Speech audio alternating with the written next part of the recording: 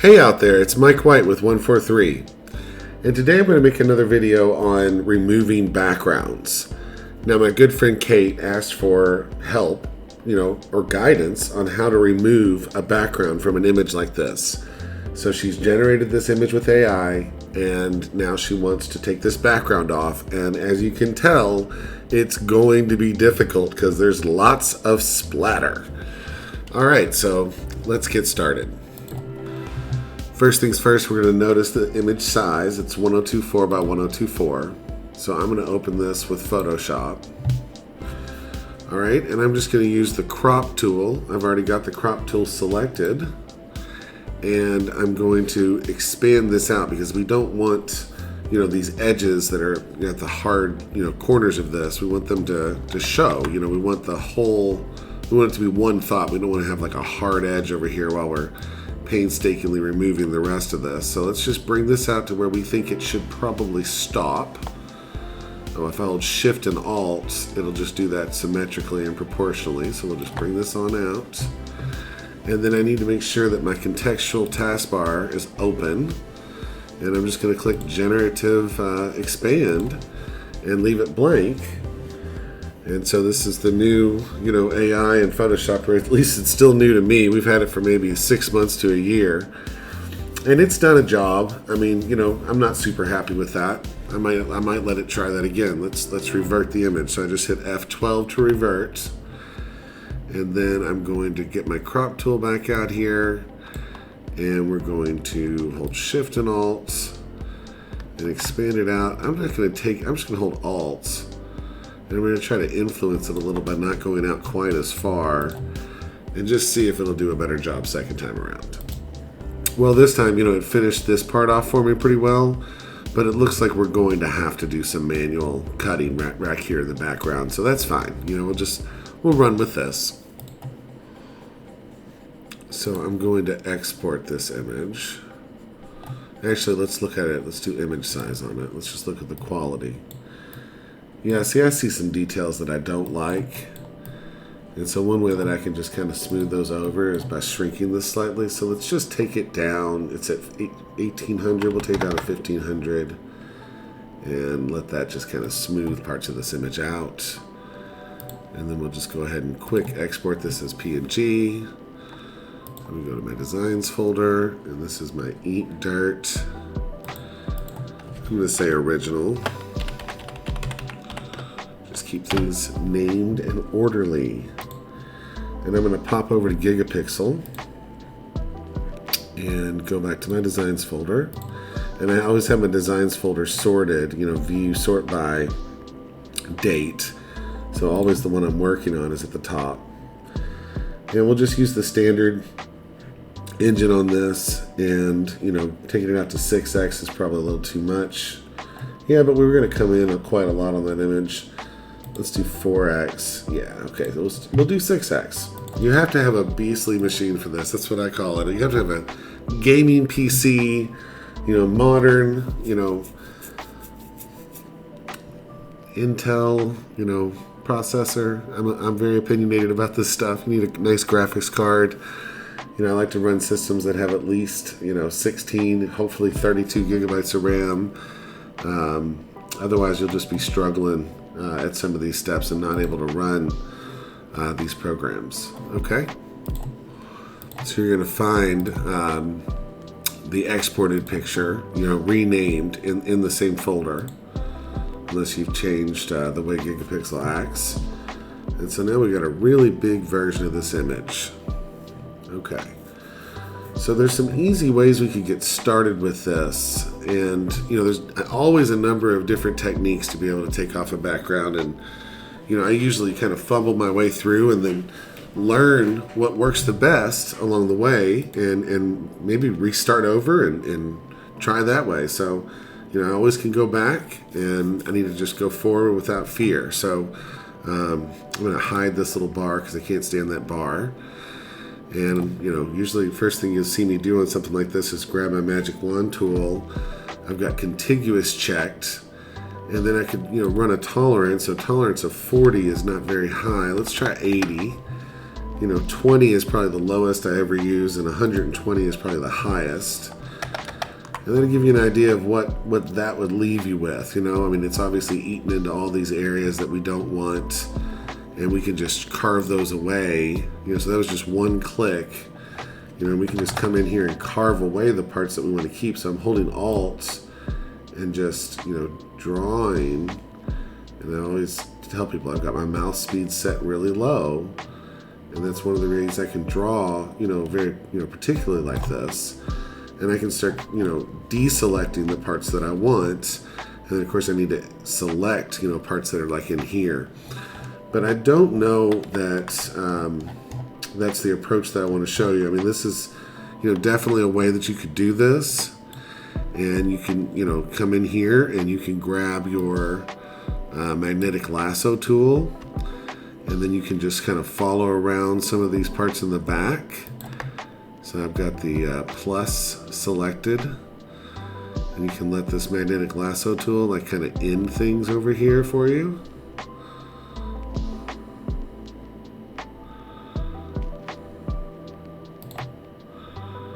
Oh, will it not find? I can't find my starting point again. That happens to me sometime. So I hit enter to confirm.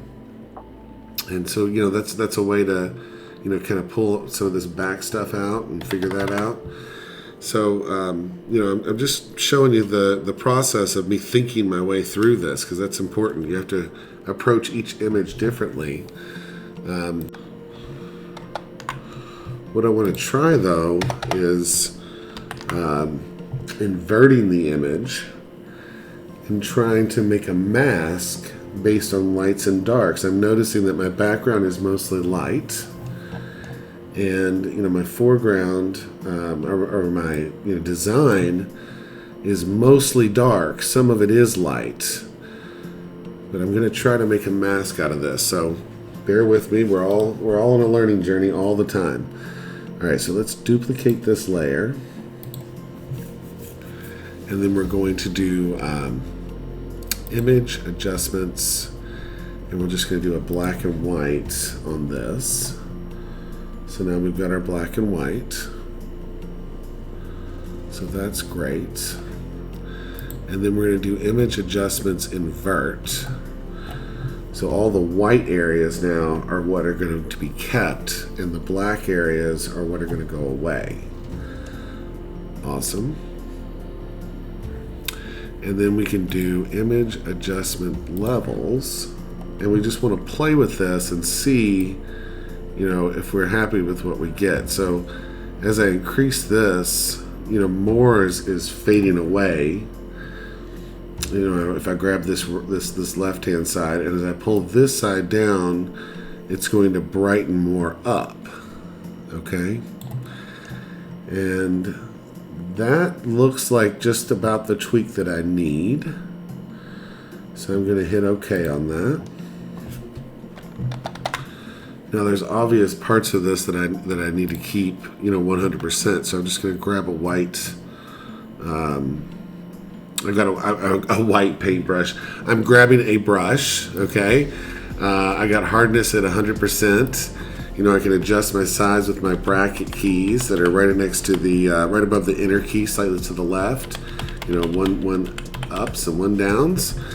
And then I can just paint in the parts that I know that I want to be 100% opaque. So, all of this, obviously, I can just come in here and hit this. Hit that right there. I'll nail this part of this mask. We want that to be opaque. Then we'll just come along here. And this may be more time consuming than I even want to spend.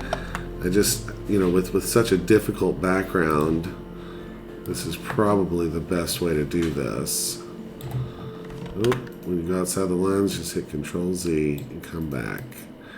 Ultimately, you're drawing this edge, so shouldn't have too much of a problem through here.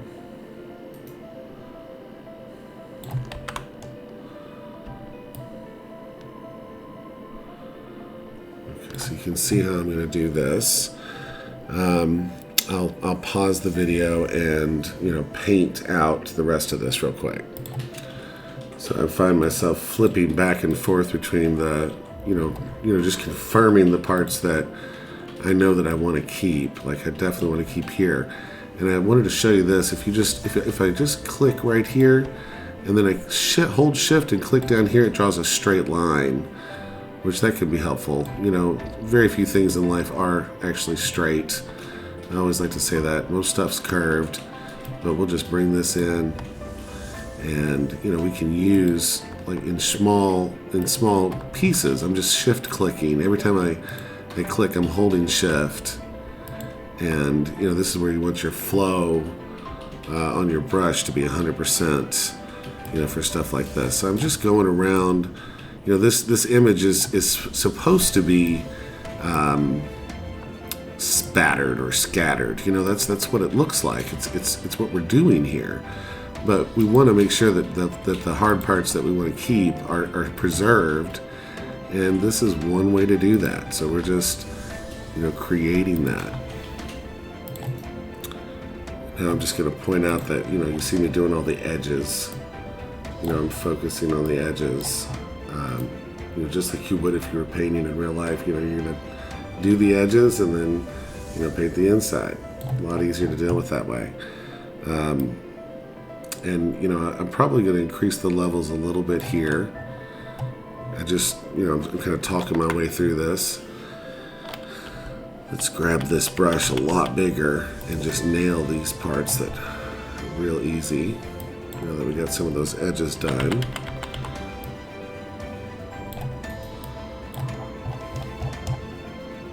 But you're definitely thinking about your edge quite a lot. So now I have a pretty good mask of my rider that I want to, make sure is 100% there. And now I'm going to do some of that, what I talked about as far as, cutting off the back of this and looking at how to do that. So we're just going to stay with our brush tool at first here, and we're just going to switch to black. And we'll just make that nice and big, and we'll just start nailing all these. I'm probably going to go to a 50% hardness. People that watch me the most will know that I love a 50% hard. We'll just paint this in.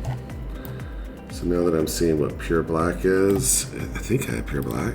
Is that pure black? No, it's blue. Gosh, let's get rid of all that. All right, let's make sure we have black. It's making me think a lot about this, the rest of this, and thinking that I need to increase the contrast even more. So we'll just kind of go in around here. We know we want all this completely transparent. We'll apply thresholds too at some point. So let's just see if we can use that magnetic lasso tool and follow some of these contours and just find an end over here. So let's just grab some of this.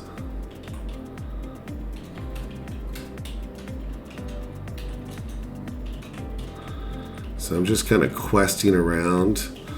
I don't want to make any kind of really hard. I'm going to make a hard cut, but I'm wanting to just let the lasso tool kind of find its own edges and little sections.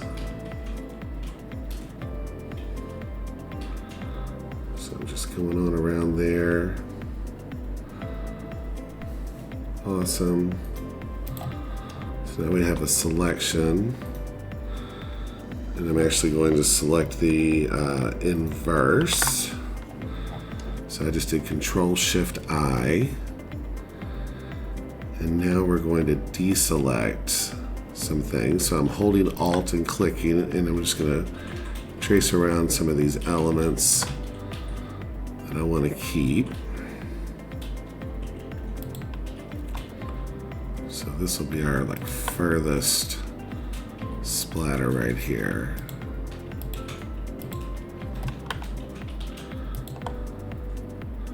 I don't even know that I'm going to paint over here, but I'm just making sure I preserve some of these. And we'll do the same with some of this.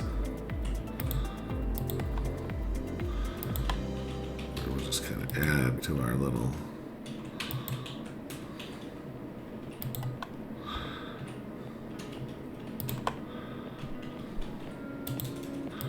Obviously, the amount of time you spend doing this, the better your art's going to be. Okay, we'll call that enough. And then we'll just grab our paintbrush again, and we're going to paint out all this.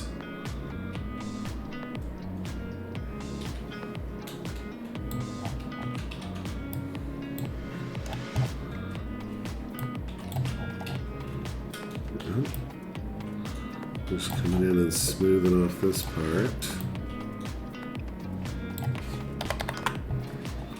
Alright. I still see kind of an edge there, so I'm just going to break that up. Let's do let's go for 25%. I know. We'll just break up this edge.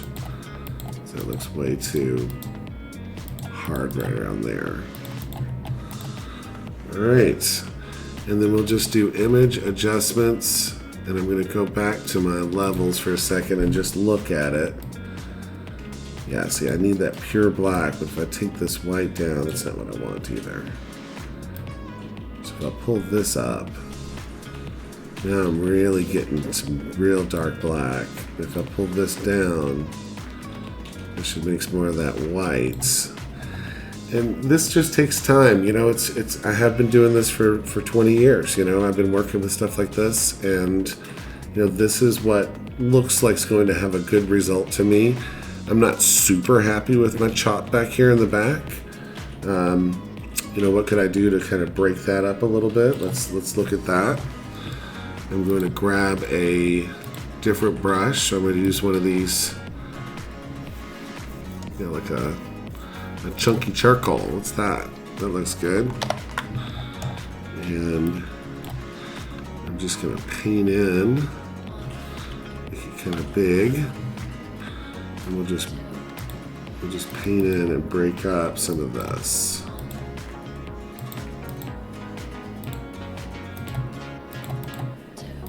I love this brush. Looks like it reverses directions every time you click, which is super cool. And then we'll just maybe do like a medium gray, or it's a dark gray, and paint some of that in through here. Oops. So we have a little more variation back there. I know that I worked with it, so it's always going to bother me. Okay, so now we've got this. We'll call this our mask, and we'll just see what it does. So I'm just going to Control A, Control C, and then I'll hide that layer. And then I'll click on this layer and click on Layer Mask. And then I'm going to alt-click on the mask and just paste what I've got on my clipboard. And then I can click back and see how that's giving me a final. Awesome. And now what I've done here is I've got semi-transparent pixels. So to prepare this all the way, let's look at our image size real quick. Okay, it's huge. That's awesome. Let's go to image trim and trim from the transparent pixels we already have. Now there's obviously something flying out here that I don't know about. So I don't know where that is exactly, but we're going to find it. All right. So let's put a stroke on this. Blending options, stroke. And I'm going to put a hot pink stroke on it. And I found I got a little bit of mess right here in the corner. So now when I do image trim, based on transparent, now that did it based on with my stroke on, so I'll just go ahead and clear that style. And then I'll just do image trim one more time. It just came in a tiny bit, just based on that stroke. All right, so I'm not happy with the amount of dirt that I've got left behind. So what I'm going to do is just duplicate this layer. And you see how that brought everything much, stronger to the forefront. Let's duplicate it one more time. It's just kind of filling in those muddy areas, bringing them back. I think we could get away with it one more time. Awesome. And you know, I might be fine with just completely hardening this. I was going to say that the next step we need to do is halftone it, but I think just hardening is going to be great. So let's just Control E to merge these down. And I can delete this mask layer because we're done with it. Yeah, just go away, buddy. Delete. Awesome. And so I'm going to do, more of what I call stacking here. And I've just got this preserved action where I can just hit play on it, and it will just layer those up and stack them up. And now, it's as hard as I want everything to be. I see all the elements that I need. I just want to make sure that it's 100% hard. So I'm going to do another layer mask from the transparency. Okay, I'm going to select the mask, and then I'm going to do image adjustments threshold and just apply a threshold right here in the middle. And now everything should be 100% hard. And I can actually test that by just trying to run one of my 5-layer stacks and see if I see anything move, and I don't. So that is 100% hardened. And we have a great image. Let's see what this looks like. We'll export this. Oh, let's look at our image size. Hang on. Yeah, it's way too big. Let's make it 4200. And we'll set it to 300 DPI. Not that it matters, but the pixel dimensions are what you should focus on. 4200 is what? 3600 is 12. So 39, yeah, it is 14 inches wide. That's pretty big. Okay, and then we're just going to export this as a PNG. You know what, I'm going to stack it one more time since I changed the size. And then File, Export, Quick Export as PNG, and we're just going to call this Eat Dirt. Transparent. And then we'll take a look at it. We'll pull that over here. And there you go. Hey guys, thanks for learning with me. Once again, this is Mike White, 143 Vinyl. Buy your DTF transfers at 143vinyl.com/DTF, and have a great day.